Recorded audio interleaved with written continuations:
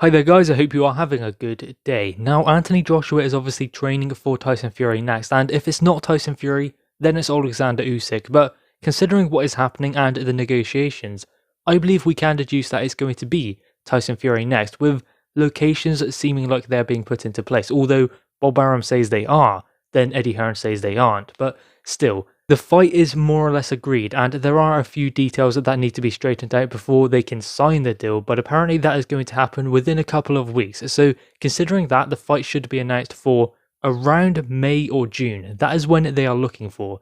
Now, the location, I believe, will be Saudi Arabia. It could have been America, it could have been the UK, but UK isn't going to happen because unless they can guarantee 100,000 fans at Wembley, then that's not going to happen, and they can't really consider that at this current point. And it's not going to happen at primetime US because we know that Bob Arum has already said it's going to take place in the evening time in the US, which does cater to a UK time zone, which is great for UK fight fans considering it is two Brits in the undisputed fight for the heavyweight division. Now, Anthony Joshua is obviously training and getting ready, and Tyson Fury recently put out some footage of him saying, is Anthony Joshua trying to get the jump on him by getting training done early? Well, Anthony Joshua does continue training even when he's not in camp, specifically training for a particular opponent, and Tyson Fury does the same. Fury didn't necessarily do that early in his career. What he would do is 8 weeks, 12 weeks of camp for a fight. Then he would just get out of shape. He would gain 3 or 4 stone and then have to lose it on his next camp. So he kept doing that early on in his career, which is when you can get away with it, but during this current period, you can't get away with it so easily as he had done before. When he was like 25, 26, he was able to do that, but considering he's now in his 30s, it's not going to be so easy to keep getting the weight off, considering how many times he's done it in the past. So both Tyson Fury and Anthony Joshua are training for this fight. They're not in training camp just yet. That will happen about 3 months to 12 weeks out from their fight date. So they don't want to burn out. They want to make sure that they take over. They want to make sure that they probably get their weight right now so that their training camp is based solely around their opponent. So they can focus on the things they want to do, little tactics that they want to put into play for this fight. Not necessarily a weight loss journey during their 12-week camp for this mega fight. That's not going to happen. I think that Tyson Fury is on weight. I think AJ is on weight. What they are at the moment won't change it too much. I think AJ will come in the same as he did for Pulev, maybe a little bit more, but I don't see him being heavy in this fight. Tyson Fury, I don't believe he'll be as heavy as he was for Deontay Wilder, but he will be a lot heavier than Anthony Joshua. Because in that fight with Deontay Wilder, you could see that Tyson Fury had bulked up, he had put on a lot of muscle, and I know that he does not necessarily look like a bodybuilder or anything like that. He doesn't have a six-pack or anything like that at all, but he did put on muscle. You could see that. He looked a lot thicker and a lot solider as well. So he was trying to be heavier for that fight with Deontay Wilder. But with AJ, he needs a different game plan. So he cannot go in there expecting the same thing to happen if he puts into motion the same game plan, which he won't.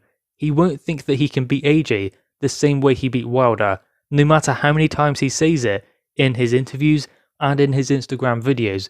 Yes, of course he's saying it, but what he believes and what he says are two completely different things. I do not expect Tyson Fury to go looking for AJ straight away. I don't expect him to grab center ring in the same kind of fashion he did against Deontay Wilder. He might try and take his center ring, but he won't be so on the front foot. He won't be pushing forwards as much as he did against Wilder, because the important thing against Wilder was put a front foot fighter on the back foot. Ensure he cannot set his feet to land that big punch. So that is why Tyson Fury was ferociously pushing him back, constantly there, using his footwork to make sure that he's in range, to force Deontay Wilder on the back foot. Therefore, he cannot set his feet, and Wilder does not have the best footwork. He's not fast on his feet either. So if Fury is pushing him back constantly, he cannot set his feet and he cannot generate power into that right hand. That was the main focus for Tyson Fury.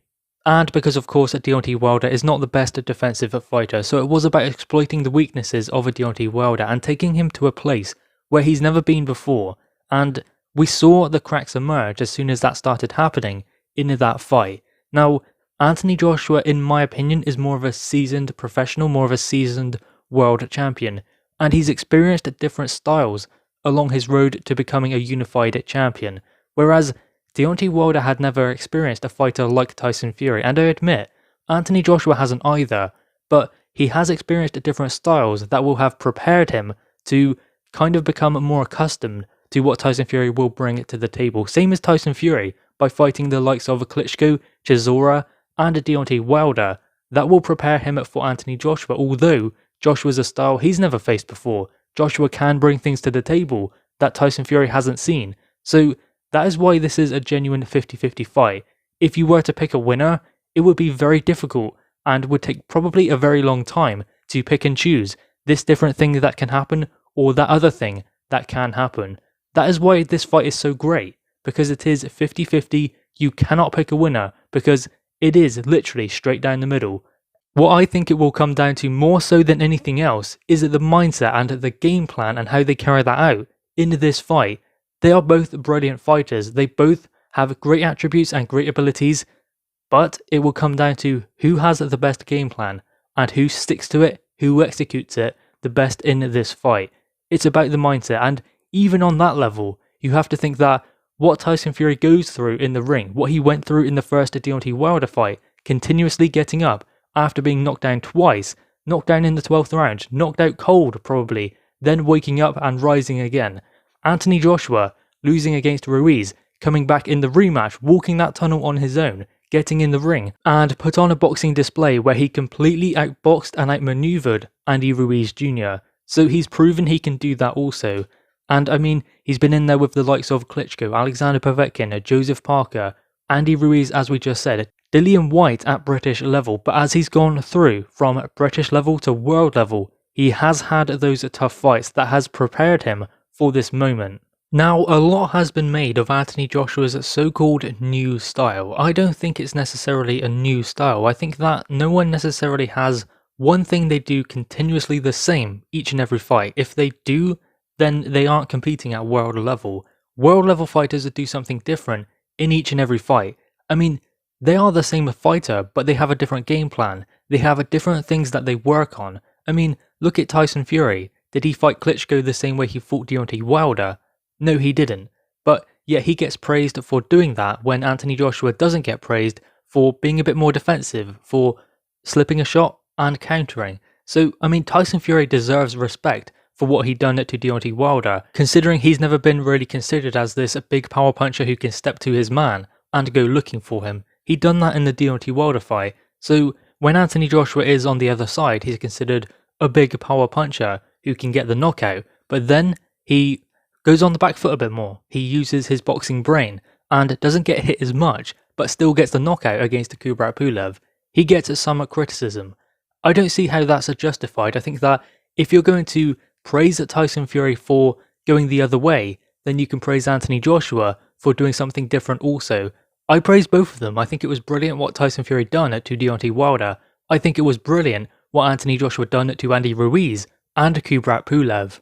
Because let's not forget also that AJ did get the knockout against Pulev, and in that third round, he did go after him, he did look for the knockout, but then he just settled, he got back behind his boxing. He was smart, and that's shown the maturity and what he has learned in his past couple of fights.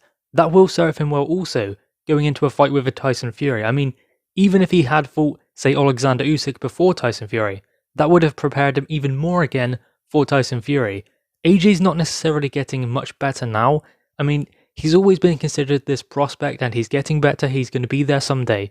And that's just because he's young in the game. He came in quickly, he's came through quickly. But he is a seasoned professional, he is unified heavyweight world champion, he's two-time heavyweight world champion as well, and if you look at his resume, he's a complete fighter now. He is at the point where he needed to get to. Yes, there are still things that maybe he can tighten up on, maybe things he can learn mentally, but physically, he's in his prime right now, just as Tyson Fury is. Again, that is where it comes down to the mindset and the mental side of this game that will serve both of them well and be vital in this undisputed fight. So guys, what are your thoughts on this? Who are you picking to win this fight, and who do you think will be better prepared mentally for this particular contest, considering the fights they've previously had in their careers? It is going to be interesting. It is going to be a genuine 50-50 fight for the Undisputed Championship in the heavyweight division. Guys, anyway, make sure you leave your thoughts in the comments below. Also leave a like and a subscribe if you are new. Thanks guys.